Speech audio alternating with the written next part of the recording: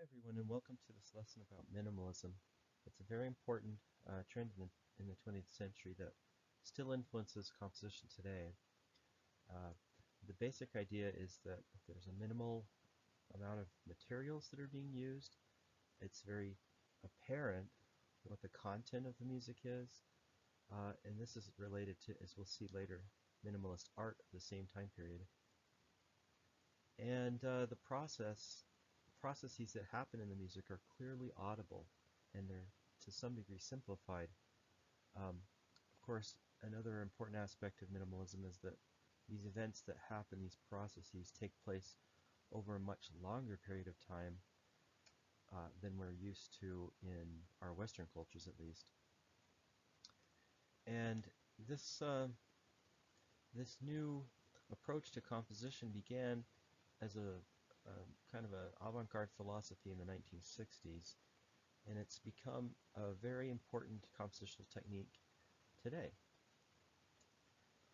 There's some interesting influences here. The timelessness aspect of it comes more from Eastern cultures and Asian music, but there's also influences of rock music and its simplified harmonies, and also the complex rhythmic metric procedures of African music, and to some extent tonal music of the past as well.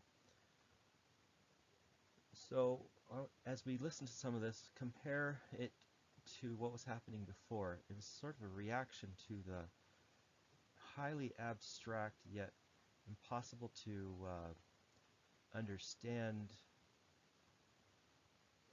at least orally, the processes of integral serialism. Very complex structures, but it wasn't not possible to hear those structures. So minimalism takes the opposite approach, where the content is much simpler, and you can hear what's happening to the music just by listening to it. You don't need to understand the underlying structure in the same way. Okay, let's go and learn more about the art that inspired this. So minimalist art was actually performed in tandem with some of the earliest minimalist music in some of the art lofts of New York City. Glass and Reich used to perform in these art exhibits.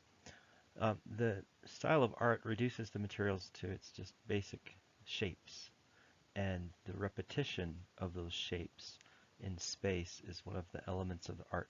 So what I want you to do here is pause the video and go to question 1 in the quiz that goes along with this video. Okay, now you're back.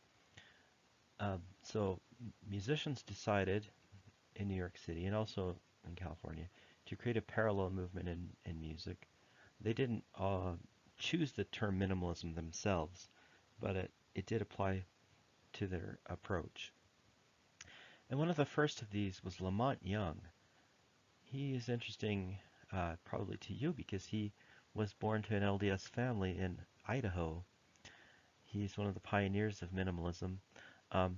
He was trained to write 12-tone music, but didn't like it.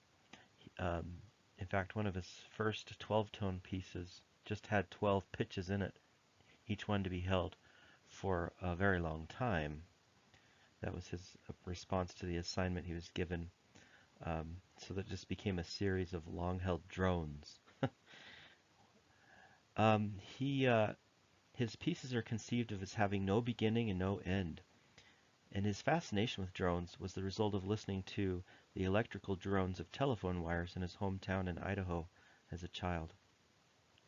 Now the first piece you see listed here, which you'll listen to in a minute, is composition number 7, 1960 number 7, and it's just a perfect fifth, which is to be held for a very long time. His titles can be, like his pieces, can be very long. One of the titles of one of his pieces is the tortoise recalling the drone of the holy numbers as they were revealed in the dreams of the whirlwind and the obsidian gong, illuminated by the sawmill, the green sawtooth ocelot, and the high-tension line step-down transformer.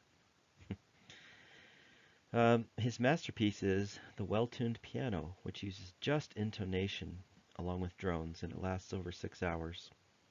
He's also created a number of installation projects where you enter the composition in an installation and listen to the music around you. Okay, so pause the video again, go back to the quiz and answer question number 2. Okay, next, I want to talk about Terry Riley. He started off playing with Lamont Young. He also experimented with tape loops for a while. Then he became known for writing trance music. This was in the late 60s with all the psychedelic music that was being created. This piece called A Rainbow in Curved Air is a really fun to listen to, and it has a lot of improvisation in it. In later years, he became very well known as a collaborator with the string quartet, the Kronos Quartet. His music was performed and recorded by them, many albums. But the piece he's most well known for is called In C. And it uses kind of repeated loops that with live instruments rather than with electronic music. And the way he did that is create a score, which we'll look at in a minute, that just has repeated ideas. They can be repeated any number of times by any number of performers, so it has this element of indeterminacy in it. All right, let's go ahead and look at the score. Let's look at the score. So here you see 53 kind of musical gestures that are written down. They're all kind of in the key of C. And musicians will start with number 1 and work their way to 53, but they can play these any number of times before they move on to the next idea. And the tempo is kept steady with a pulsing octave C throughout. And but there's no set length to the piece. Now I want you to pause the video again and watch these two pieces by Terry Riley, The Rainbow in Curved Air, and then at least 10 minutes of In C, so you can get an idea of how it slowly proceeds from 1, to 2 to 3 to 4, and those start getting combined in different ways as some musicians move on and others are still playing the first idea. It's an hour long, so you won't be able to hear the whole thing, but listen to at least the first 10 minutes, and and then maybe start jumping around a little bit in the video to get a sense of how the sound has changed over 20 minutes. If you jump around, you see that stark contrast between what it was and what it's evolved into. But that process of becoming that new thing is fairly slow. Okay, so pause the video again and answer the next question, number 3. Now I want to introduce you to one of the most successful minimalist composers and one of my favorite composers, actually, Steve Reich. His style of music has appealed to a wide audience from both classical music and popular music. And he's been called America's greatest living composer and one of a handful of living composers who can legitimately claim to have altered the direction of musical history. Now, how did he do that? Let's look at, today in this lesson, we'll just look at his early phase. And in a later lesson, we'll talk about his more mature music and post-minimalist music. So one of the first techniques he developed was phasing, and he did this by using tape loops. He would record speech that he heard and then manipulate the recorded sound in what became phasing, where there'd be two sources of the same music, and one would slightly get out of phase with the other, so you could hear them just kind of beating against one another. And it was an interesting effect, which you'll hear in a documentary that I have a link to for you later. Then he attempted to also apply this phasing technique with live performers. piano phase and violin phase are two examples where there's two pianos or two violins. They play the same material, but they uh, move into and out of phase with one another. And then the next stage of his development was when he took a trip to Ghana and listened to African drumming techniques there.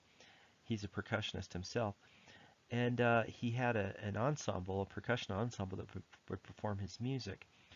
And kind of the result of his trip to Ghana was this piece called Drumming, a four-movement work uh, that combines minimalist processes with these techniques of African drumming. It's really fascinating. So what I want you to do now is to pause the video and look at question number 4 and listen. There's a short documentary for you to watch about Steve Reich, and then to get an overview of his career, and then some links to some of his early pieces that you can listen to and answer a question. So pause and do that.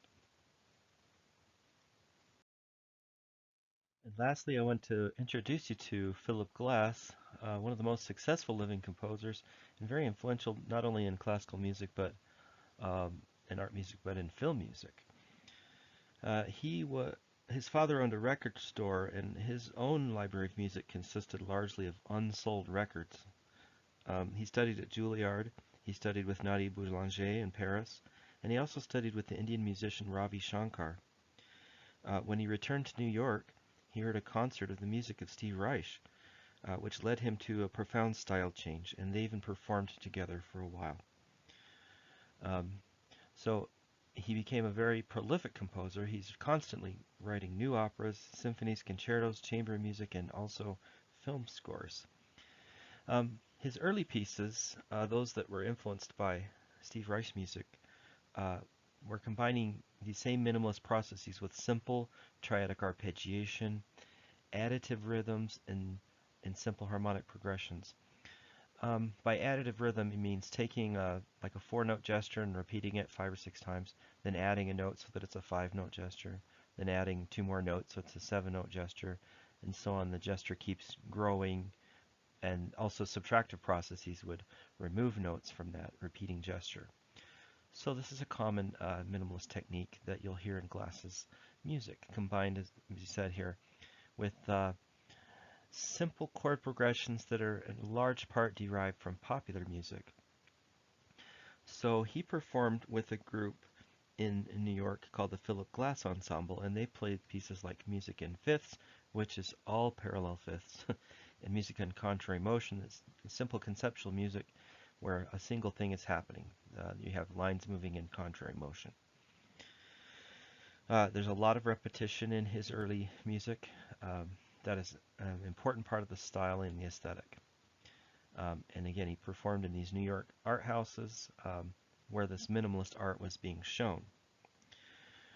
So I would like you to hold on. First of all, he had a big breakthrough, and this is with in 1975, an opera called Einstein on the Beach. This is a one-act, 4-hour opera that it's a metaphorical look at Albert Einstein. At the time it came out, in the Metropolitan Opera no less, he was working as a cab driver in New York City. And the opera caused a big sensation for many reasons. There's no logical text other than solfege syllables and some other kind of more or less nonsensical words. And the staging is also fairly nonsensical. The music consists primarily of repeated arpeggiations. The orchestra is made up of electronic keyboard instruments, woodwinds, some speakers, and a solo violinist that represents Einstein. So, I want you to go now to question 5 and finish up the quiz, and that'll be the end of this lesson. All right, thanks for listening to my little lesson here on minimalism. We'll see you for minimalism part 2.